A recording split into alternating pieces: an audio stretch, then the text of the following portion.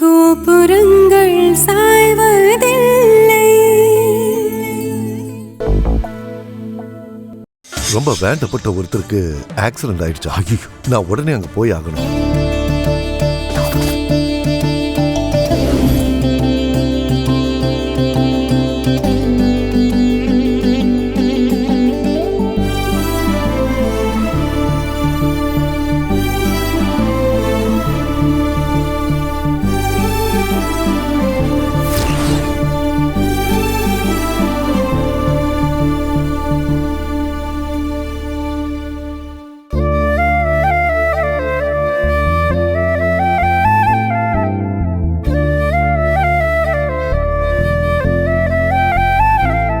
வர்ஷா, என்னம்மா காலையில இருந்து இன்னும் எதுவுமே சாப்பிடாம இருக்கியா? காஃபி எடுத்துக்கோமா, கொடு. இல்லப்பா, வேண்டாம். ஏம்மா வேண்டாம்? இன்னும் அந்த வலியும் வேதனையும் உன் மனசுக்குள்ள இருக்காமா? என்னதுப்பா? இல்லம்மா, அந்த சிவாவை மறக்க முடியலையாமா? இல்ல, விஷ்ணு எனக்கு எப்ப புரிய வச்சாரோ அப்பவே நான் சிவாவை மறந்துட்டேன். இப்ப அந்த சிவா என் மனசுல சுத்தமா இல்லப்பா. சிவா மனசுல இல்லைன்னு சொல்ற, அப்புறம் ஏமா இவ்வளவு நேரமா ஒரு காஃபி கூட குடிக்காம இருக்க? வர்ஷா, இப்ப சொல்லு, அந்த சிவா வேணும்னா சொல்லு. வெட்டுக்குத்து செய்ய வேணாம்னு இருந்தேன், ஆனா உனக்காக நான் அதையும் செய்ய துணிஞ்சுதான் சிவாவை தூக்க போனேன். அப்ப அவன் என் கையில மாட்டல. இப்ப சொல்லுமா, சிவா கல்யாணம் முடிஞ்சிருந்தாலும் பரவாயில்ல, அவனை தூக்கிட்டு வந்து உன் முன்னாடி நிறுத்தி உன் கழுத்துல தாலி கட்ட வைக்கிறேன். சொல்லுமா, செய்யவா?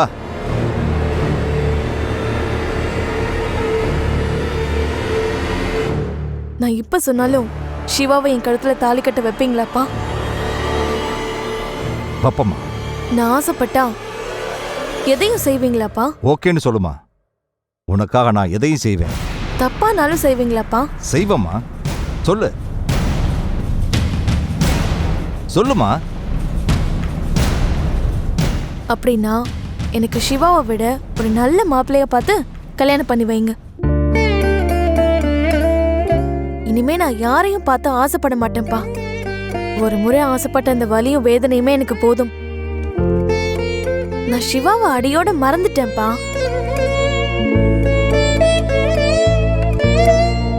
அடியோட மறந்துட்டேங்கிறதுக்காக அந்த வலியும் வேதனையும் இருக்காதா? அந்த வலி போக கொஞ்ச நாள் ஆகும்.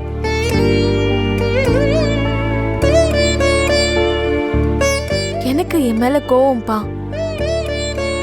என்ன விரும்பாத ஒருத்தரை எப்படி நான் விரும்பினேன்? என்னை விட்டு விலகி விலகி போன சிவாவை நான் எப்படி துரத்தி துரத்தி காதலிச்சேன்? சிவா என்ன விரும்பலன்னு தெரிஞ்சும் நான் எப்படி முட்டாள்தனமா சிவாவை நினைச்சிட்டு இருந்தேன்? இப்படிப்பட்ட மனசோட என்னால இன்னொருத்தரோட அவ்வளவு சீக்கிரம் வாழ முடியாதுப்பா. இந்த குற்ற உணர்ச்சி தான் என்னை மாத்தி மாத்தி சுத்திக்கிட்டே இருக்கே தவிர சிவாவை நான் மறக்க முடியலன்னு இல்லப்பா. என்ன விரும்பாத சிவாவை நான் எப்படி விரும்பினேன்னு தான் என் மனசு வருத்தப்படுது. அப்ப மீராவுக்கு போனை போட்டு சாரி மீரான்னு சொல்லிடுமா. மீரா உன்னை மன்னிச்சிடுவா. அம்மா, போன் போட்டு பேசுமா. இப்ப வேண்டாம்ப்பா, நான் அப்புறம் பேசிக்கிறேன். இப்பதான் எல்லாரும் கல்யாணம் முடிஞ்ச டென்ஷன்ல இருப்பாங்க. சரிம்மா, உனக்கு எப்ப மீரா கிட்ட பேச தோணுதோ அப்ப நீ பேசு. பேசும்போது நானும் மீரா கிட்ட மன்னிப்பு கேட்டேன்னு சொல்லுமா. வர்ஷா, இனிமே எதுக்கு எடுத்தாலும் நீ கோவப்படாதமா. அந்த வருஷாவா நான் இப்ப இல்லம்மா. இப்ப என்ன, நான் ரூமை விட்டு வெளியில வரணும், அதுவும் பழைய மாதிரி ஜாலியா இருக்கணும், அவ்வளவுதானே? இன்னும் 1 hourல நான் ரெடி ஆயிட்டு வந்துருவேன். அதுக்குள்ள நீ லஞ்ச் அசத்திரு. லஞ்சுக்கு அப்புறமா நம்ம எல்லாரும் ஒன்னா லாங் டிரைவ் போலாமாப்பா? சரிடா, நீ சொல்லிட்டு அப்பீலே இல்ல. சீக்கிரம் குளிச்சுட்டு ரெடியாகி கீழே வா. சரிப்பா. கமலா, இன்னைக்கு சாப்பாடு அசத்தலா இருக்கணும். சரிங்க. என்னடா, வெளியே கிளம்பலாமா? கண்டிப்பா வந்துடுறேன்ப்பா. சரி.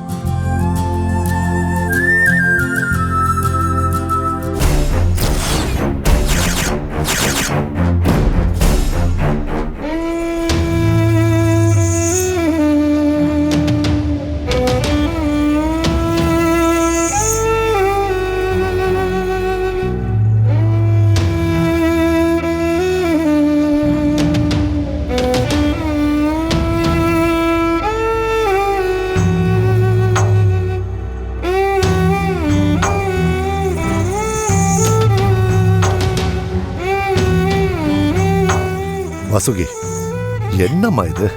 எவ்வளவு நேரம் தான் பச்சை தண்ணி கூட குடிக்காம வெறும் வயித்தோட இப்படியே உட்கார்ந்துட்டு இருக்க போற? அவன் கண்ணு முழிக்கிறதுக்கு இன்னும் 2 மணி நேரம் ஆகும்னு டாக்டர் சொல்லியிருக்காரு. அவனுக்கு ஒண்ணும் ஆகாதுமா. நீ ஏதாவது சாப்பிடுமா ப்ளீஸ். என்ன வாங்கிட்டு வரட்டும் சொல்லு. எனக்கு எதுவுமே வேண்டாங்க. என் புள்ள எப்படியாவது கண்ணை முழிச்சிட்டா அதுவே எனக்கு போதுங்க. அதுக்காக தாங்க நான் காத்துக்கிட்டு இருக்கேன். என்ன வாசுகி இது? சரி, நீ எதுவும் சாப்பிட வேண்டாம். ஒரு வாய் காஃபியாவது குடிமா. நான் போய் வாங்கிட்டு வந்துடுறேன். இல்ல வேண்டாங்க.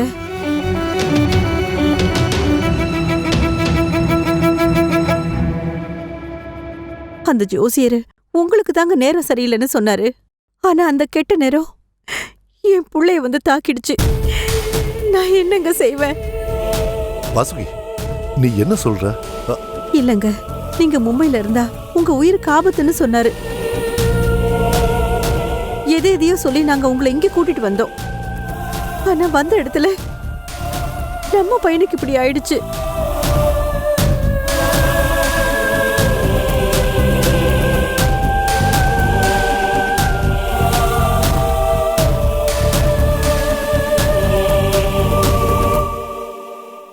என்னங்க என்னங்க இங்க பாருங்களேன். விஷ்ணுவுக்கு கண் அசையுதுங்க. விஷ்ணு விஷ்ணு டேய் விஷ்ணு. விஷ்ணு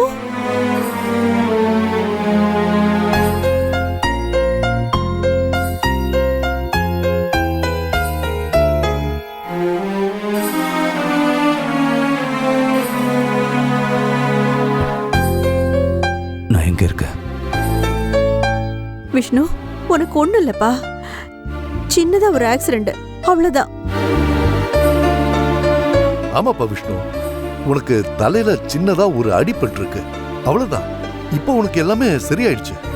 நீங்க யாரு? இப்போ உனக்கு எல்லாமே சரியாயிடுச்சு. நீங்க யாரு?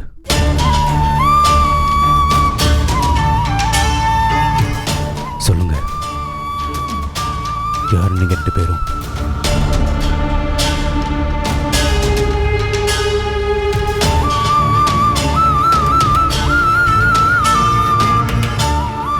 என்னோட அப்பா எங்க? என்னங்க, நம்ம விஷ்ணுக்கு என்ன ஆச்சு? இவன் ஏன் இப்படி பேசுறான்? வாசுகி, நீ கொஞ்சம் பொறுமையா இரு. விஷ்ணுக்கு ஆக்சிடென்ட் ஆகி இப்பதான் கண்ணு முழிக்கிறான். கொஞ்ச நேரத்துல எல்லாம் சரியாயிடும்னு நினைக்கிறேன். யாரை பார்த்து விஷ்ணுன்னு சொல்றீங்க? யாரு விஷ்ணு? முதல்ல எங்க அப்பாவை கூப்பிடுங்க. விஷ்ணு!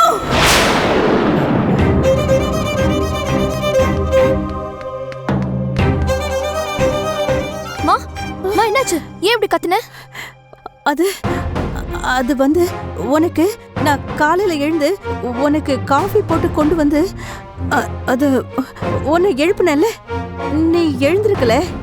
அதான் சரின்னு அப்படியே சோஃபால வந்து சாஞ்சி தூங்கிட்டேமா. திடீர்னு ஒரு கனவு நிம்மி. அந்த கனவுல நம்ம விஷ்ணு அடிபட்டு ஹாஸ்பிட்டல்ல இருக்கான். நான் போய் அவனை பாக்குறேன்.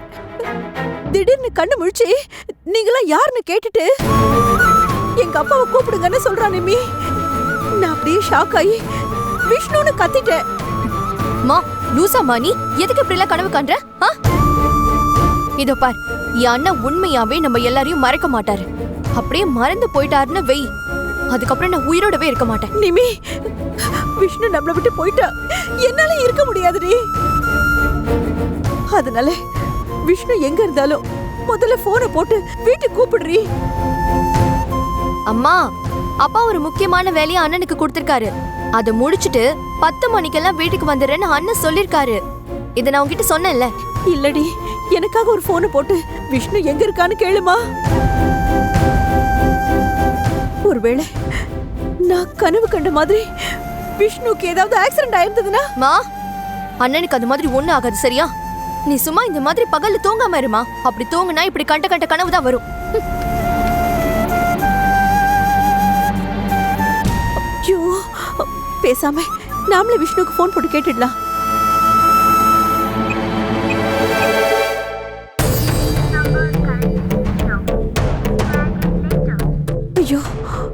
போன் சுவிட்ச் ஆஃப்னு வருது.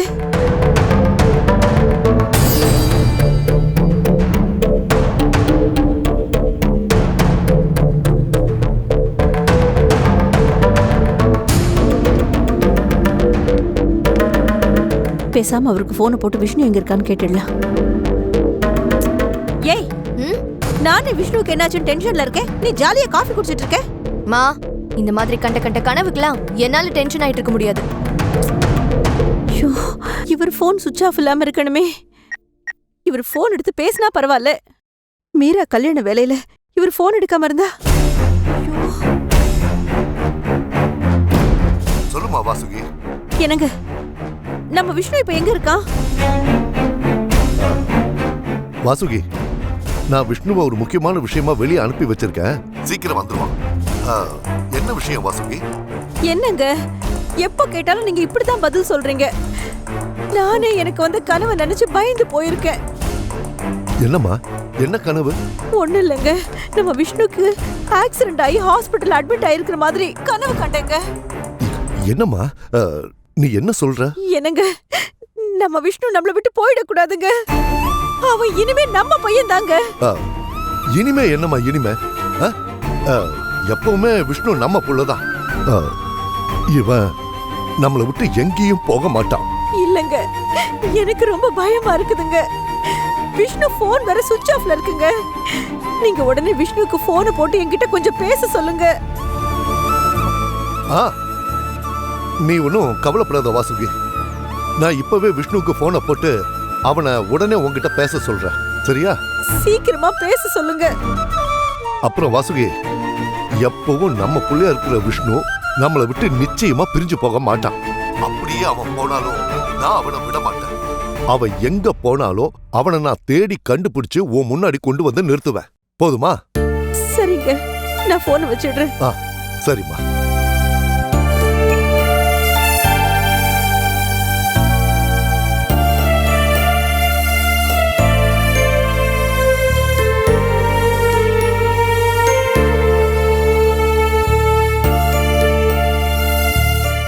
நீ கண் முழிச்சதோ எங்களை விட்டுட்டு போயிடுவியா விஷ்ணு?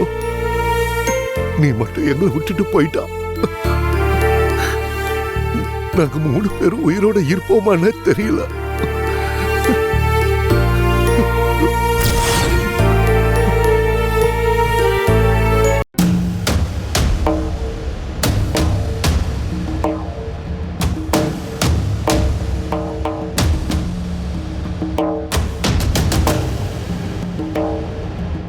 இந்த ஜென்மத்துல மட்டும் இல்ல, இனிமே நான் எத்தனை ஜென்மம் எடுத்தாலும் அவதான் என்னோட பொண்டாட்டி. அது நான் உயிரோட இருக்கிற வரைக்கும் நடக்காதுடா.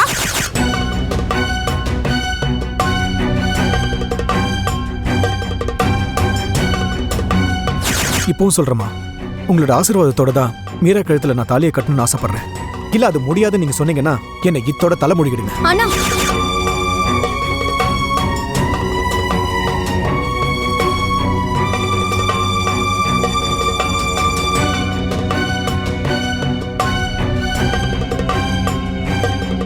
அந்த மீராவை கல்யாணம் பண்ணாதான் உன் வாழ்க்கை சந்தோஷமா இருக்கும்னு நீ நினைச்சேன்னா ஏத்துக்கிற.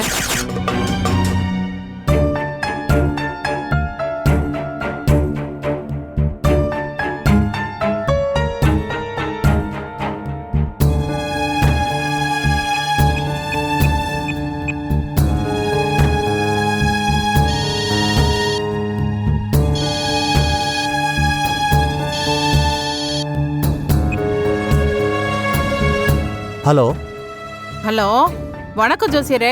நான் சிவாவோட அம்மா சரஸ்வதி பேசுறேன். சொல்லுங்கம்மா. சரஸ்வதின்னு சொன்னாலே நான் புரிஞ்சுக்குவேன். கல்யாண தேதி குறிக்க மட்டும்தான் என்கிட்ட வருவீங்களா? மறுபடியும் பத்திரிக்கைலாம் வைக்க வரமாட்டீங்களா? ஐஷிஷோ, உங்களுக்கு பத்திரிக்கை வைக்காம என்ன ஜோசியரே? சும்மா பேச்சுக்கு தாம்மா சொன்னேன். எனக்கு தெரியாதா? கல்யாண வேலைலாம் எப்படி போய்கிட்டு இருக்குமா? அது விஷயமா தான் ஜோசியரே உங்ககிட்ட பேசலான்னு ஃபோன் பண்ணேன். என்ன சொல்லுங்க. நீங்க குறிச்சு கொடுத்த தேதிக்கு முன்னாடியே என் பையன் சிவாவுக்கு கல்யாணம் நடந்துருச்சு. என்னம்மா சொல்றீங்க? உங்க அண்ணன் பொண்ணு வர்ஷாவுக்கும் உங்க பையன் சிவாவுக்கும் பொருத்தம் பார்த்து அவங்க நட்சத்திரம் ராசிக்கு தகுந்தபடி நல்ல வாழ்க்கை அமையணும்னு கணக்கு போட்டு தேதி குறிச்சு கொடுத்தேன். அந்த தேதியில என்ன பிரச்சனை? பிரச்சனை தேதியில இல்ல ஜோசியரே, என் பையன் மனசுல. அவன் எடுத்த முடிவுல புரியும்படி சொல்லுங்கம்மா. அவன் கடைசி நேரத்துல வேற ஒரு பொண்ணை கல்யாணம் பண்ண முடிவு பண்ணி பிரச்சனை பண்ண ஆரம்பிச்சிட்டான். என்னால எதுவும் பண்ண முடியாம அவன் ஆசைப்பட்ட பொண்ணையே கல்யாணம் பண்ணி வைக்க வேண்டியதா போச்சு. இப்ப என்னன்னா அவங்களுக்குள்ள பொருத்தம் இருக்குதா, அவங்களோட ராசி நட்சத்திரத்துக்கு தகுந்த மாதிரிதான் நல்ல நேரத்துல கல்யாணம் நடந்ததா, அவங்க வாழ்க்கை இனிமே நல்லா இருக்குமான்னு குழப்பமா இருக்கு. அதான். உங்களுக்கு ஒரு விஷயம் தெரியுமா? ஒருத்தருக்கு ஒருத்தர் பழகாத 2 பேருக்கும் கல்யாணம் பண்றப்பதான் மனசு ஒத்து போற மாதிரி அவங்களுக்கு தகுந்த மாதிரி ஒரு நல்ல நேரத்தை குறிப்போம். ஆனா இங்க உங்க பையனுக்கும் அவ விரும்பி கட்டிக்கிட்ட பொண்ணுக்கும் தான் ஏற்கனவே மனசு ஒத்து போயிடுச்சே. அதனால கல்யாணம் ஆன நேரத்தை நினைச்சு மனசை போட்டு குழப்பிக்காதீங்க. எல்லாம் நல்லபடியா நடக்கும். ஜோசியரே, முகூர்த்தம் தான் நம்ம எதிர்பார்க்காத நேரத்துல நடந்துருச்சு. இப்ப அவங்க ஹனிமூனுக்கு கிளம்பிட்டு இருக்காங்க. இப்பவாது அவங்களுக்கு தகுந்த மாதிரி நல்ல நேரத்துல சாந்தி முகூர்த்தம் நடந்தா மனசுக்கு ஒரு திருப்தியா இருக்கும். புரிஞ்சுக்கிட்டம்மா. நல்ல நேரம் பார்த்து நான் சொல்றேன். ஆமா, பொண்ணு பேர் என்ன? மீரா. பையன் பேரு சிவா. சரி வைங்க, நானே அப்புறம் கூப்பிடுறேன். சரிங்க ஜோசியரே.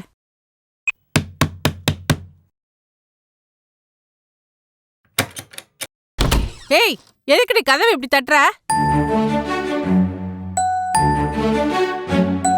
ஏமா 10க்கு 10 ரூம்குள்ள நடந்து வரதுக்கு உனக்கு இவ்ளோ பேச்சு கேக்குதா?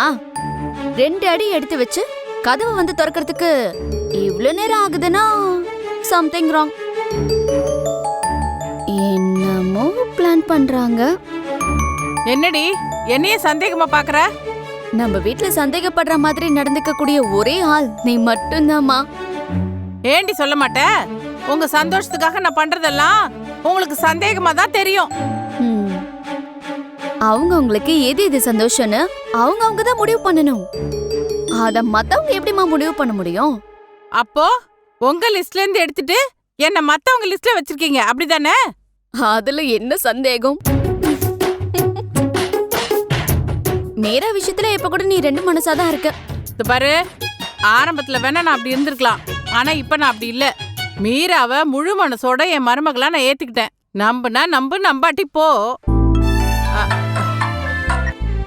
சொல்லுங்க ஜோசியரே. கணக்கு போட்டு பார்த்துட்டம்மா. இன்னைக்கு ஒரு நாள் பொறுத்துக்குங்க. நாளைக்கு நாள் ரொம்ப நல்லா இருக்கு. சரிங்க ஜோசியரே. ஒரே ஒரு நாள் மட்டும் பார்த்து நடந்துக்க சொல்லுங்க. அப்புறம் எல்லாமே நல்லபடியா நடக்கும். சரிங்க ஜோசியரே, சொல்லிட்டீங்கல்ல, ஒரு நாள் தானே, நான் பாத்துக்கிறேன். நான் சொன்னதெல்லாம் ஞாபகத்துல வச்சுக்கோங்க, மறந்துடாதீங்க. வச்சிரேன் ஜோசியரே. ஏமா என்னம்மா புதுசா ஒரு கதை? கதையும் இல்ல, கத்திரிக்காய் இல்ல. இது வரைக்கும் உங்க அண்ணன் சிவா நல்லா இருக்கணும்னு நினைச்சேன். இப்போ அவன் சந்ததியும் நல்லா இருக்கணும்னு நினைக்கிறேன். அவ்வளவுதான். என்னமோமா, உன்னால அண்ணனுக்கு நல்லது நடந்தா சந்தோஷம்தான்.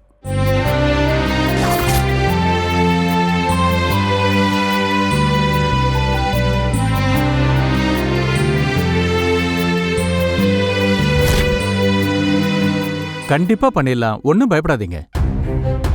Okay okay. சிந்து டாக்டர், நாளைக்கு கார்த்திக்னு ஒரு பேஷண்ட் வருவாரு. ஓகே. அவரை அட்மிட் பண்ணி ஆபரேஷன் பண்ணணும். ஓகே. அதுக்கு உண்டான ஏற்பாடுகளை பண்ண ஓகே டாக்டர், ஆரம்பிச்சிருங்க. நான் பண்ணிடுறேன். ஓகே.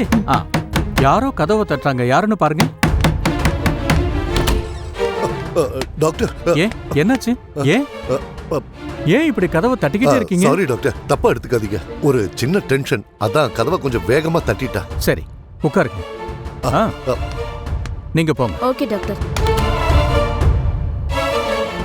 சொல்லுங்க, எதுக்கு கதவை தட்டினீங்க? நான் தான் பேஷண்ட் கண்ணு முழிக்கட்டும்னு சொல்லியிருந்தேன்ல. சொல்லுங்க சார், எதுக்கு என்ன பார்க்க வந்தீங்க? டாக்டர், என் பையன் இங்க கண்ணு பாருங்க முழிச்சு. தேவராஜ், உங்க பையன் இன்னும் கொஞ்ச நேரத்துல கண்ணு முழிச்சிடுவாரு. டாக்டர், நான் அதை பத்தி கேட்க வரல. இப்போ நடந்த ஆக்சிடென்ட்ல அடிபட்டு மயக்கத்துல கிடக்கிற என் பையன் விஷ்ணுவுக்கு அவனோட பழைய நினைவுகள் திரும்ப வரதுக்கு வாய்ப்பு இருக்கா டாக்டர்? 100% வாய்ப்பு இருக்கு.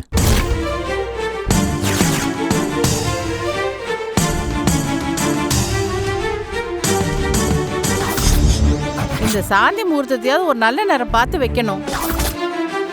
இன்னைக்கு நாள் நல்லா இல்ல, நாளைக்கு தான் நல்லா இருக்குன்னு சொல்றாரு. சிவா ஒரு பொண்ணை லவ் பண்றாரு.